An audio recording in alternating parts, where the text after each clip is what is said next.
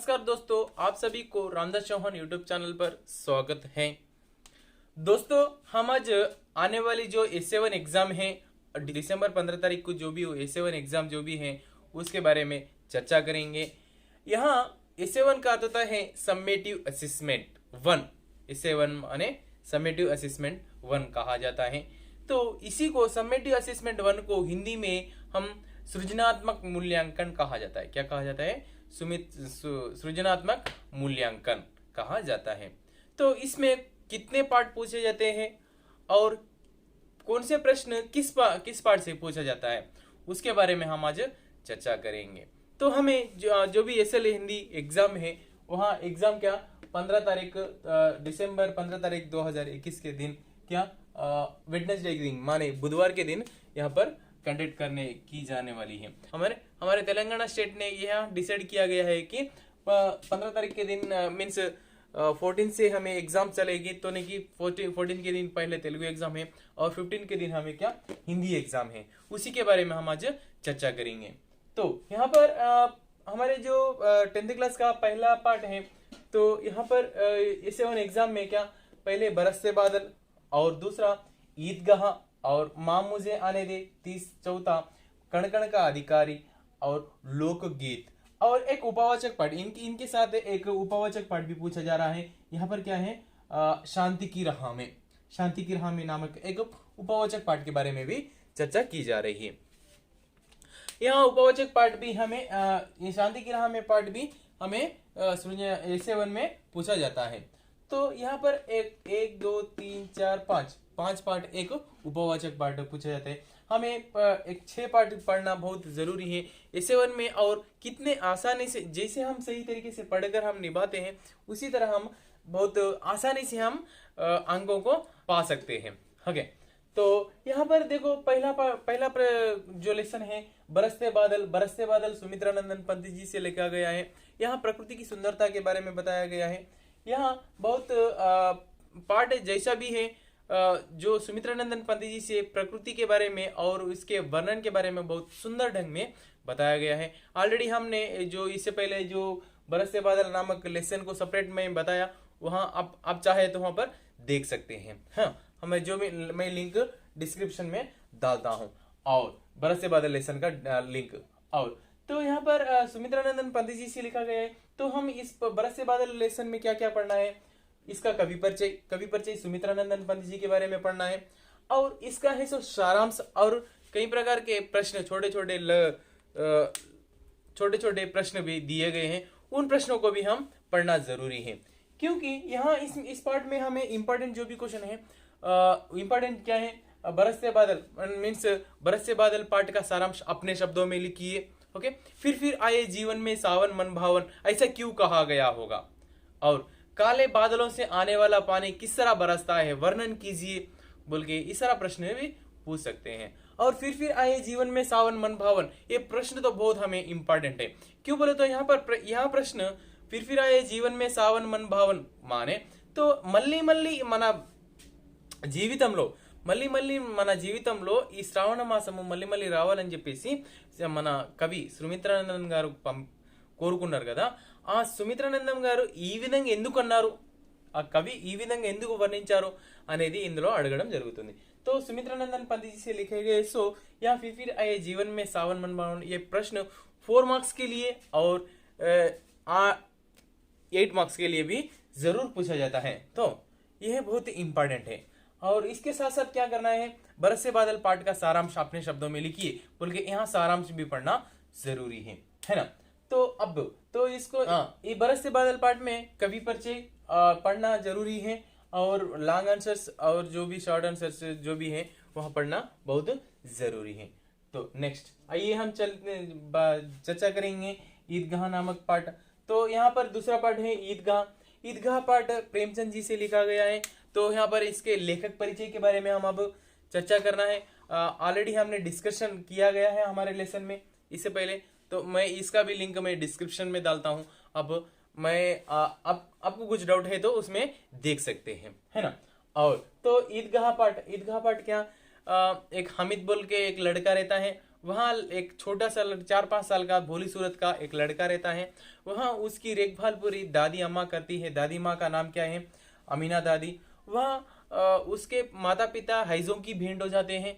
और वहाँ जब जाने के लिए मीन्स ईदगाह जाने के लिए उसके साथ कोई भी नहीं है बोल के अमीना दादी उसके बारे में दुखी होती है। और उसके बारे में सोचती है कि सभी लोग अपने अपने अपने पेरेंट्स के साथ अपना बच्चे जाते हैं, लेकिन मेरे बच्चा किसके साथ जाएगा बोल के दादी माँ उनके बारे में सोचती है। और तो वहां पर बोलता है कि दादी माँ आप अब घबराने की जरूरत नहीं है, मैं आराम से जाकर रिटर्न आता हूँ बोल के अपने दादी माँ को बोलता है। और बोलने के बाद में किसी भी उसको समझाकर अपनी दादी माँ को समझाकर क्या करता है अमित, हाँ ईदगाह जाता है। वहां पर प्रार्थना करने के बाद में वहां पर चिमटा खरीदता है। चिमटा खरीदने के बाद में उनके दोस्तों ने उनकी हेलन करते हैं, मीन्स उसको छेड़ते हैं। क्या बोल के कि क्यों, अरे पगले आप कुछ भी लिया नहीं, खिलौने नहीं लिया, कुछ क्या स्वीट नहीं लिए, क्यों क्यों ऐसे कर रहे हैं, क्यों चिमटा लिया बोल के बोलते हैं। तब वहां उन्होंने बोलता है कि अपनी दादी माँ के लिए उंगली जल, अपनी दादी माँ तवे से रोटियां उतारते समय उसकी उंगलियां जल जाती हैं, तो नहीं कि मुझे बहुत दुख होता है, इसलिए मैं यहाँ चिमटा लेकर आया मेरी दादी माँ के लिए बोल के इस तरह बोलता है। ले जाकर अपने चिमटा ले जाकर अपनी दादी माँ को देता है। सोचता है कि हाँ दादी माँ यहाँ चिमटा देकर बहुत खुश होती है बोल के यहाँ पर उसके मन में यहाँ पर सोचने लग जाता है। तो यहाँ चिमटा ले जाकर अपनी दादी माँ को देती है। दादी माँ बोलती क्यों क्यों इस तरह अब चिमटा लेकर आया बोल के पहले गुस्से में बात करने के बाद में वहां उसको समझा कर क्या बोलते हैं, अरे बेटा खाया ना पिया चिमटा लेकर आया बोल के उसको बोलते हैं। अरे पगला है क्यों इस तरह चिमटा ले आया बोल के अपने दादी माँ अपने पोते से मीन्स हामिद से कहती है। तो उन्होंने बोलता है कि दादी माँ जब आप तवे से उंगलियां उतारते तो तवे से आप रोटियां उतारते समय आपकी उंगलियां जल जाती है, तो नहीं कि मेरा बहुत दिल दुखता है बोल के यहाँ पर बोलता है। इसी के बारे में यहाँ पर बताया गया है। तो हाँ उसको बहुत खुशी होकर बहुत वहां पर क्या अमीना दादी उसको हग कर लेती है। इसके बारे में यहाँ पर चर्चा करना है, इसके बारे में सुंदर ढंग में सिंपल तरीके में हम लिख सकते हैं। तो यहाँ पर ईदगाह पाठ में क्या क्या प्रेमचंद जी के बारे में पढ़ना है। प्रेमचंद जी यदि पूछा गया तो प्रेमचंद जी 4 मार्क्स के लिए पूछा जाता है, मीन्स प्रेमचंद जी के लेखक परिचय के बारे में वर्णन कीजिए बोल के। आओ तो आपको देखो ये प्रेमचंद जी और यहाँ पर भगवत शरण उपाध्याय जी के बारे में दो है, दोनों में से एक कंपलसरी पूछा जाता है 100%। ओके, मैं लोकगीत पाठ में से एक लेखक परिचय और ईदगाह पाठ में से एक लेखक परिचय, दोनों में से एक कंपलसरी लेखक परिचय जरूर आएगा। तो हम लेखक परिचय यहाँ पर प्रेमचंद जी के बारे में पढ़ना बेहद जरूरी है। और यहाँ मैं आशा करता हूँ कि अब जो भी मैं बोल रहा हूँ आप समझने के लिए कोशिश करते हैं और बहुत अच्छी तरीके से पढ़ते हैं। और ईदगाह, तो जो भी ईदगाह पाठ के जो प्रश्न है, हमीद के स्थान पर आप होते तो क्या करते हैं? ఒకవేళ హమీద్ ప్లేస్ లో నువ్వు ఉంటే మీరు ఉంటే ఏం చేస్తుండే? ओके, हमीद का मन कैसा है, उसका भावना कैसी है। और ईदगाह पाठ का सारांश अपने शब्दों में लिखिए। ईदगाह कहानी का सारांश अपने शब्दों में लिखिए। ईदगाह कहानी आपको कैसी लगी होगी? ओके, अमीना दादी, बड़े बुजुर्गों के प्रति आधार रहना हमारा कर्तव्य है, इस बात को स्पष्ट कीजिए। बल्कि इस तरह कई प्रकार के प्रश्न पूछे जाते हैं। तो नहीं कि हमें पहले क्या करना है, इस पाठ का कवि परिचय पढ़ना है और इस पाठ के ऐसो सारांश को पहला पढ़ना है।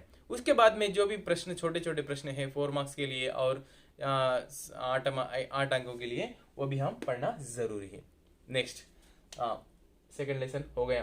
नेक्स्ट तीसरा लेसन क्या है? माँ मुझे आने दे। माँ मुझे आने दे ऑलरेडी हमने डिस्कशन किया गया है। जैसे माँ मुझे आने दे माने अम्मा नन्नू राने वो। ओके, जो हमारे मम्मी यहाँ पाठ में क्या पाठ मृदुल जोशी जी से लिखा गया है। मृदुल जोशी, तो इन्होंने बहुत सुंदर ढंग में अच्छी तरीके से बताया गया है कि जो गर्भस्थी बेटी अपने माँ से क्या कहना चाहती है। गर्भस्थी बेटी माने కడుపులో పెరుగుతున్నటువంటి ఒక అమ్మాయి పాప తన భావనల్ని ఏ విధంగా పంచుకుంటుంది తల్లితోటి, తను ఏం చేయాలనుకుంటుంది, తన యొక్క మనసులో ఉన్నటువంటి మాటలు ఏంటిది, అవన్నీ మనము ఇక్కడ चर्चिस्तामु। और यहाँ మామూజే అనేది तो कई प्रकार की భ్రూణ హత్యలు हो रही है इस दुनिया में। ఈ ప్రపంచంలో చాలా రకాలైనటువంటి భ్రూణ హత్యలు జరుగుతున్నాయి కాబట్టి చాలా మంది అబ్బాయి కావాలి అమ్మాయిలు వద్దు అని చాలా మంది అంటుంటారు కదా। तो यहाँ पर हमें लड़की नहीं चाहिए लड़का चाहिए बोल के बहुत सारे लोग सोचते हैं। तो हमें लड़की क्यों नहीं चाहिए हाँ बोल के यहाँ पर हमारे क्या मृदुल जोशी जी ने बहुत अच्छी तरीके से इस पार्ट में बताया गया है। तो यहाँ पर लड़की हर एक कार्य करना चाहती है। यहाँ मृदुल जोशी जी हमें बताती है कि हमें माँ चाहिए बहन चाहिए और बहू चाहिए पत्नी चाहिए फिर बेटी क्यों नहीं चाहिए बोल के यहाँ पर कई प्रकार के प्रश्न हमें बता रही है ना। तो यहाँ मामूजे आने दे पार्ट अपने बेटी के बारे में अपनी बेटी अपने मम्मी से किस तरह की भावनाएं बोलती हैं उसके बारे में यहाँ पर बताया गया है। जैसे यहाँ पर बेटी हर एक कार्य करना चाहती है और बेटी अपने मम्मी की बातों को बहुत उन्नति स्थान पर ले जाना चाहती है। वहाँ कई प्रकार के अच्छे कार्य करना चाहती है जैसे लड़के करते हैं उसी तरह मैं भी करना चाहती हूँ मम्मी बोल के बोलते हैं। यहाँ पार्ट में या क्या दो स्त्री की तुलना देवी से की गई है। यहाँ पर वेदों में स्त्री की तुलना देवी से की गई है। यहाँ कहा जाता है कि पुरातन काल में जहाँ पर लड़की माने नारी का वास होता है वहाँ देवता बसते हैं बोल के यहाँ पर एक वाक्य भी बताया गया है। उसके बारे में भी हम चर्चा करे थे। वहाँ आपको यदि ये पार्ट पूरा समझ में आने के लिए पूरा आप सुनना चाहते हैं तो उनकी डिस्क्रिप्शन में मैं लिंक देता हूँ। जो मामूजे आने दे थर्ड लेसन का जो भी है ना उसके बारे में मैं भी डिस्क्रिप्शन में लिंक देता हूँ वहां पर देख सकते हैं। मेरा चैनल सब्सक्राइब करो जो भी हमारे चैनल में जो भी दिए गए वहां पर पार्ट हमें आपको अवेलेबल रहेगा। नेक्स्ट है फोर्थ लेसन का क्या है कण कण का अधिकारी। कण कण माने अणु अणु न अधिकारी का होता है अधिकार हक हर एक जगह को हक मीन्स प्रकृति में हक किसका है। ओके यहाँ पार्ट एक कविता पार्ट है। कविता पार्ट माने पोयम रूपंलो रायबडिनटुवंटि पाठ అనేది లెసన్ ఇది। तो वो कविता पार्ट है। इस पार्ट को रामधारी सिंह दिनकर जी से लिखा गया है। यहाँ इन्होंने रामधारी सिंह दिनकर जी ने यह पार्ट किस तरह जैसे जो कष्ट करते हैं जो ఎవరైతే కష్టపడి పనులు చేస్తారో जो श्रम करते हैं श्रम करने वाले श्रम के महत्व के बारे में बताया गया है।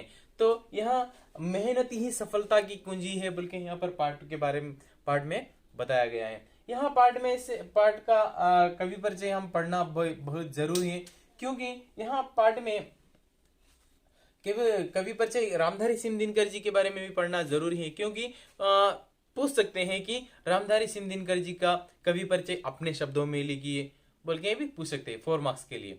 सो ये क्वेश्चन बहुत जरूरी है। और क्या करना है कण कण का अधिकारी पाठ का सारांश अपने शब्दों में लिखिए। और श्रम करने वालों के बारे में बहुत सुंदर ढंग में बताया गया है वर्णन कीजिए और श्रम का महत्व के बारे में आप बताइए बोल के भी इस तरह पर प्रश्न पूछ सकते हैं। उनको हम बहुत ध्यान लगाकर सोच समझकर पढ़ना है ना। और यहाँ पार्ट क्या जो भी कवि अपने रामधारी सिंह दिनकर जी ने इस तरह बताया है कि जो श्रम करता है उसको सफलता प्राप्त करने दीजिए। इस प्रकृति में सभी को खुशी पाने दीजिए बोल के यहाँ पर इस पार्ट में बताया गया है ना। तो इस पार्ट को हम सही तरीके से सुंदर ढंग में पढ़ना है तो हमें इसे अच्छी तरीके से अंक मिलेगी। और फिफ्थ लेसन क्या है लोकगीत का होता है लोगों के गीत। लोकगीत का होता है जानपद गेयालु जो कट इट लोकगीत। फिफ्थ लेसन क्या है लोकगीत में यहाँ संगीत के बारे में और ऐसे कई प्रकार की गानाओं के बारे में यहाँ पर भगवत शरण उपाध्याय जी ने बहुत अच्छी तरीके से बताया गया है। ऑलरेडी हमने ऐसा यहाँ पर बताया गया था ईदगाह और लोकगीत इन दोनों पार्टों में से दोनों में से एक भगवत शरण उपाध्याय जी और यहाँ पर फिफ्थ लेसन भगवत शरण उपाध्याय जी से लोकगीत से लिखा गया। सो भगवत शरण उपाध्याय के बारे में लेखक परिचय पूछा जाता है और ईदगाह कहानी प्रेमचंद जी के बारे में भी पूछा जाता है। इन दोनों में से कंपलसरी एक कवि परिचय जरूर आएगा है ना। और तो यहाँ पर लोकगीत इस हमारे भारत देश की संस्कृति सभ्यता और जो भी लोग जो हर एक लोग गानाओं से और संगीतों से जुड़ा हुआ सो तो नहीं कि हमें संगीत सुनने से गाना सुनने से हमारा रसाभाव मीन्स दुख है थोड़ा सो भी कम होता है बोल के यहाँ पर इस पार्ट से हम सीखा है। तो यहाँ पर लोकगीत पार्ट ज्यादा से ज्यादा गांवों से ही आ देते हैं। गांवों के बारे में लोकगीत पार्ट में यहाँ पर ज्यादा से ज्यादा जो भी गाना है लिखाए जाते हैं, कई प्रकार के जानपद गीयालू कई प्रकार के गीत गांवों से ही लिखा जाता है बोल के इस पार्ट में यहाँ पर अच्छी तरीके से हम चर्चा किया गया है ना। तो यहाँ पार्ट में से प्रश्न किस तरह पूछा जाता है। लोकगीत पाठ का सारांश अपने शब्दों में लिखी है। हाँ, भगवत शरण उपाध्याय जी ने लोकगीत पाठ को किस तरह वर्णन किया गया है, इस तरह भी पूछा जाता है ना। और इस पाठ को हम सही तरीके से पढ़कर समझने के लिए कोशिश करना है। हर एक प्रश्नोत्तर हम पढ़ना जरूरी है, ये बहुत इंपॉर्टेंट है ना। नेक्स्ट दूसरा है अंतिम पार्ट ये क्या है, उपवाचक पाठ। उपवाचक पाठ क्या है, शांति की राह में उपवाचक पाठ। इस पार्ट से कौन सा भी क्वेश्चन आंसर नहीं पूछा जाता है, लेकिन इस पार्ट से क्या पूछा जाता है, पैराग्राफ क्वेश्चन हमें पूछे जाते हैं। उन पैराग्राफ क्वेश्चन को हम बहुत अच्छी तरीके से पढ़ना है। पहले शांति की राह में जो टेक्स्ट बुक में दिए गए जो भी लाइन है, उन लाइन को पार्ट को बहुत अच्छी तरीके से पढ़कर हम समझना है। समझकर जो भी पैराग्राफ में दिए गए उन सभी शब्दों को और उसके मीनिंग्स हम जानना है, और उनके विलोम शब्द, पुनरुक्ति शब्द,